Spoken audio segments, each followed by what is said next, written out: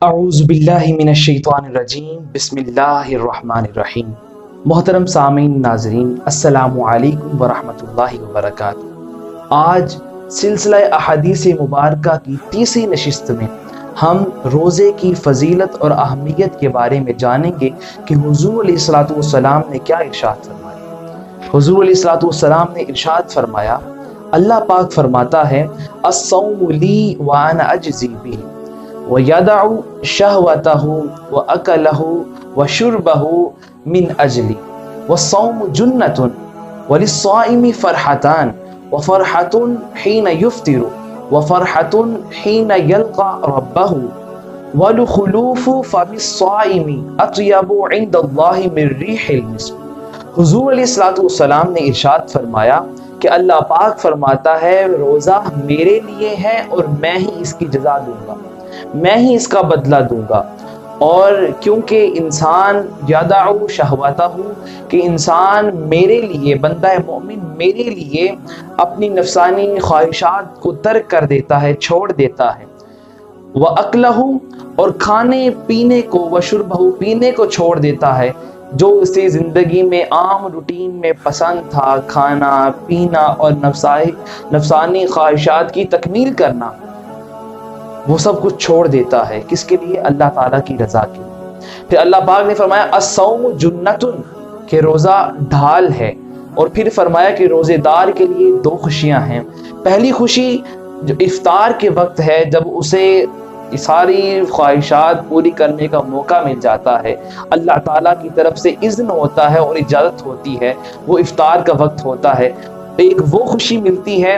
اور دوسری خوشی وہ آخرت کی خوشی ہے کہ حین یلقا ربہ، کہ جب وہ اپنے رب سے ملاقات کرے گا، اللہ تعالیٰ کا دیدار کرے گا، یعنی کہ بندہ مومن روزہ دار جو ہے وہ قیامت کے روز اللہ تعالیٰ کا دیدار کرے گا، اللہ تعالیٰ اسے اپنا دیدار فرمائے گا۔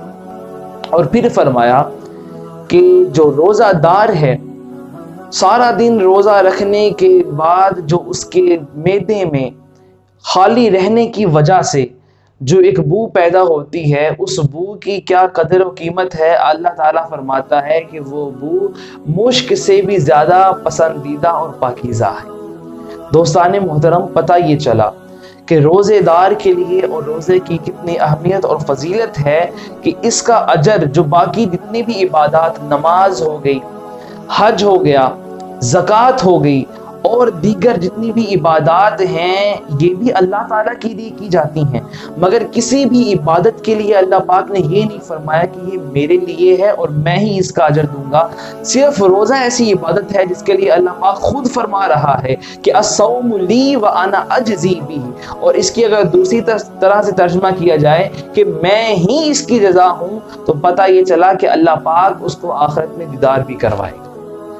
تو یہ وہ اہمیت ہے، اور پھر اللہ پاک نے اسے خوشیاں بھی عطا فرمائی۔ ایک وہ خوشی جو انسان سارا دن مشقت، بھوک اور پیاس رکھتا ہے، اور ساری دن مشقت کرتا ہے، عبادات کرتا ہے، اور پھر افطار کے وقت جب وہ اللہ تعالیٰ کی بارگاہ میں دعا کرتا ہے اور اللہ تعالیٰ کے دیے ہوئے رزق سے کچھ کھاتا ہے، کچھ پیتا ہے، تو پھر اسے جو راحت ملتی ہے، جو سکون ملتا ہے، وہ اس کی روح کو تازگی بخشتا ہے، وہ ایک خوشی کا عالم ہوتا ہے۔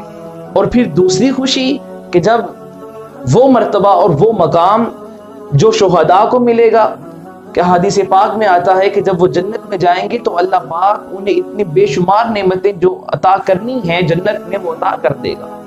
جب وہ تمام کی تمام اسے عطا ہو جائیں گی، وہ پھر بھی بیٹھا ہوگا اور دل میں کچھ لے کر بیٹھا ہوگا، وہ تمنا ہوگی، کچھ خواہش ہوگی، تو اللہ پاک سوال کرے گا، ندا آئے گی کہ تم لوگ اتنا کچھ لینے کے بعد کیا کچھ چیز ابھی رہتی ہے؟ سوال کیا جائے گا تو وہ عرض کریں گے باری تعالیٰ، ہمیں وہ جو آخرت میں جو ہم دنیا میں چھوڑ کے آئے ہیں، ہمیں یہ تمام کی تمام تو نے نعمتیں عطا فرما دی، مگر اب ہمیں تیرا دیدار چاہیے، تیرا دیدار کرنا ہے۔ وہ جو ہم شہید ہو رہے تھے، ہمیں تیرا دیدار نصیب ہو رہا تھا، ہمیں وہ دیدار کی لذت پھر لینی ہے، پھر چکھنی ہے۔ تو روزے داروں کو بھی اسی طرح کہ اللہ پاک جو ہے وہ اپنا دیدار کروائے گا۔ حین یلقا ربہ، کہ اللہ پاک سے ملاقات کا وقت جو ہوگا وہ بھی روزے داروں کے لیے خوشی کا دن ہوگا، خوشی ہوگی اس میں۔ اور پھر تیسری بات، حضور علیہ الصلوۃ والسلام نے فرمایا کہ اللہ پاک فرماتا ہے کہ جو اس کے خوشبو ہے معدے کی، جو خالی رہنے کی وجہ سے اٹھتی ہے، وہ ایک عام روٹین میں ہمیں بڑی عجیب سی لگتی ہے، مگر وہ اس کی قیمت اور قدر و قیمت اللہ تعالیٰ کے ہاں کتنی ہے کہ وہ سب سے زیادہ پاکیزہ ہے اور پسندیدہ ہے۔ اللہ رب العزت ہمیں روزے کا قدر کرنے کی توفیق عطا فرمائے، روزے کی اہمیت کو سمجھنے کی توفیق عطا فرمائے۔ اور پھر حضور علیہ الصلوۃ والسلام نے ارشاد فرمایا کہ اگر روزے کی حالت میں کوئی بندہ تم سے جھگڑ رہا ہو تو تم کہہ دو کہ میں روزے سے ہوں اور خاموش ہو جاؤ، اس سے زیادہ کہنے کی ضرورت نہیں ہے۔ کیوں کہ اگر وہ بھی اس کا جواب گالی کے جواب میں گالی دے گا تو پھر اس میں اور اس بندے میں کوئی فرق نہیں رہ جائے گا۔